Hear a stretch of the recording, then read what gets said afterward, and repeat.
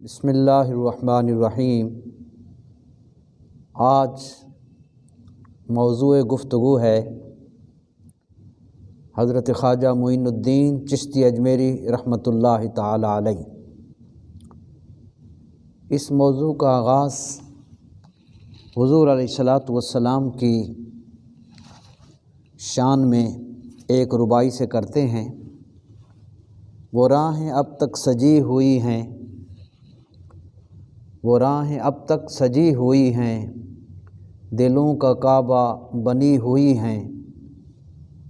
وہ راہیں اب تک سجی ہوئی ہیں، دلوں کا کعبہ بنی ہوئی ہیں۔ جہاں جہاں سے حضور گزرے ہیں، نقش اپنا جما جما کے۔ اور دوسرا شعر ہے، جس طرف چشم محمد کے اشارے ہو گئے، جس طرف چشم محمد کے اشارے ہو گئے، جتنے ذرے سامنے آئے ستارے ہو گئے۔ حضرت خواجہ معین الدین چشتی اجمیری رحمۃ اللہ تعالی علیہ کے ابتداءً ہم حالات ذکر کرتے ہیں۔ آپ کا اسم گرامی معین الدین اور لقب غریب نواز تھا۔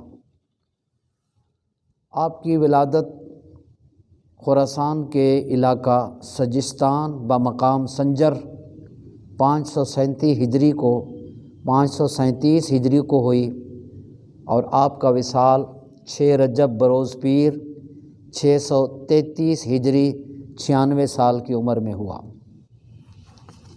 آپ کے والد کا نام غیاث الدین اور والدہ کا نام ام ورع تھا۔ ام ورع یعنی صاحب تقوی۔ آپ حسن حسینی سید ہیں، اور میرے مطالعہ کے مطابق یہ اعزاز 3 بہت بڑے بزرگوں کو حاصل ہے کہ وہ حسن حسینی سید ہیں۔ ان میں ایک حضور داتا گنج بخش علی حجویری علیہ رحمہ، دوسرے سیدنا غوث اعظم شیخ سیدنا عبد القادر جیلانی، اور تیسرے حضرت خواجہ معین الدین چشتی اجمیری علیہم الرحمہ۔ ان تینوں بزرگوں کے زمانے بھی تقریباً ساتھ ساتھ ہیں۔ حضرت خواجہ معین الدین چشتی اجمیری علیہ رحمہ کے والدین بچپن میں وفات پا گئے۔ آپ کو والدین کی وراثت سے ایک باغ اور پن چکی یہ وراثت میں ملا۔ آپ نے اسی کو ذریعہ معاش بنایا۔ اپنے باغ کی رکھوالی نگہداشت خود کیا کرتے، اپنے ہاتھوں کی کمائی کرتے، رزق حلال کھاتے، اور مسافروں کی مہمان نوازی فرمایا کرتے۔ 9 سال کی عمر میں حفظ قرآن کریم کی سعادت آپ نے حاصل کی۔ اس وقت سمرقند بخارا علوم کے بہت بڑے مراکز تھے۔ یہاں سے آپ نے دینی علوم، حدیث، فقہ اور علم تفسیر وغیرہ حاصل کیے۔ آپ نے حضرت خواجہ عثمان ہارونی علیہ رحمہ سے بیعت کی، اور پھر 20 سال تک اپنے مرشد کی خدمت میں مصروف رہے، اور 52 برس کی عمر میں آپ کو خلافت عطا کی گئی۔ سفر حرمین شریفین، اللہ اکبر! جب تلک مدینے سے اشارے نہیں ہوتے، جب تلک مدینے سے اشارے نہیں ہوتے، روشن کبھی قسمت کے ستارے نہیں ہوتے۔ حضرت خواجہ غریب نواز اپنے مرشد کریم کے ہمراہ حج بیت اللہ کی سعادت حاصل کرنے کے لیے تشریف لے گئے۔ حرم کے سامنے، اللہ اکبر، مرشد نے آپ کا بازو پکڑ کر کہا، اے اللہ، میں معین کو تیرے سپرد کرتا ہوں۔ آپ نے قلب میں آواز محسوس کی، آواز آئی کہ ہم نے معین الدین کو قبول کیا۔ پھر مدینہ طیبہ میں جب حاضری کی سعادت ملی، وہاں پر شیخ نے حضور علیہ السلام کی بارگاہ میں یوں عرض کیا، میری ساری زندگی کی کمائی معین الدین ہے، یا رسول اللہ، میں اسے آپ کی بارگاہ میں حاضر کرتا ہوں۔ اور پھر آپ کے مرشد نے فرمایا، معین حضور علیہ الصلاۃ والسلام کی بارگاہ میں سلام عرض کریں۔ حضرت خواجہ غریب نواز نے بارگاہ محبوب صلی اللہ علیہ وسلم سے جب سلام عرض کیا تو آواز آئی، وعلیکم السلام یا قطب المشائخ۔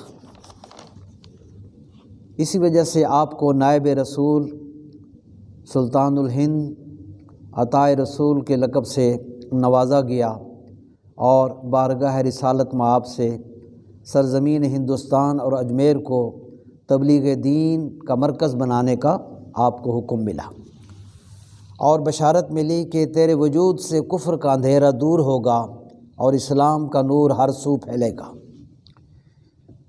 یہ ساری باتیں سیر الاقطاب کتاب ہے، اس کے صفحہ نمبر 124 پر ہے۔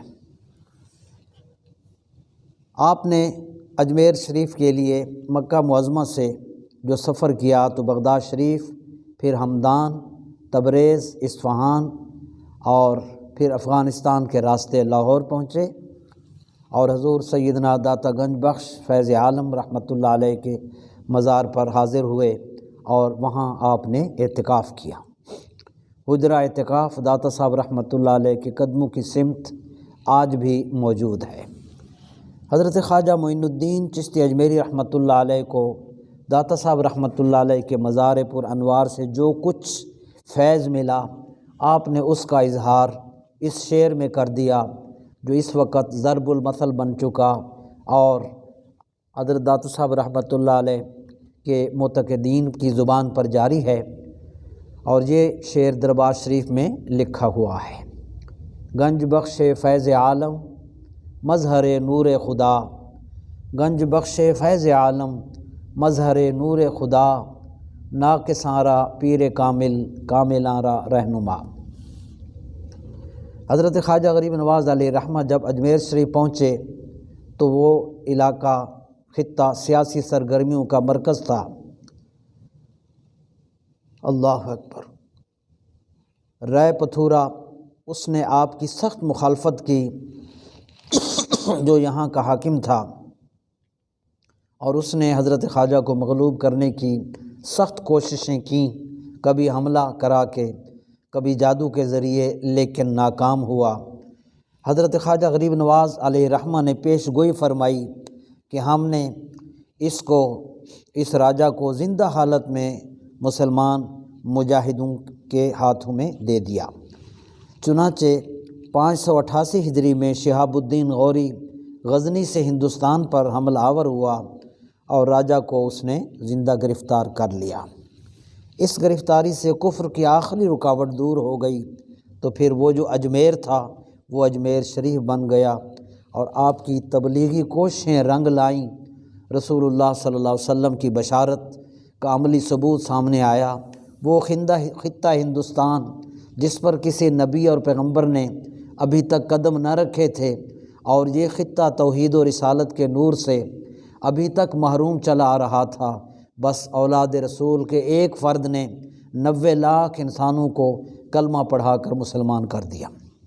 اللہ اکبر۔